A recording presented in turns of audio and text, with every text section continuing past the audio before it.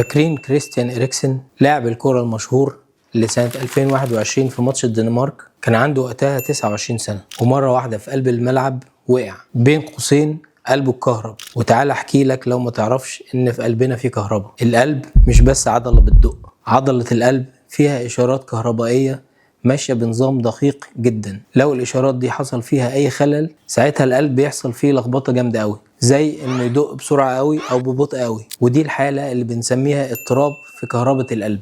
واعراضها مش بس وجع في قلبك او في صدرك، ممكن تبقى دوخة، ضربات قلب سريعة، واحيانا ناس بيحصل لها اغماء بدون سبب.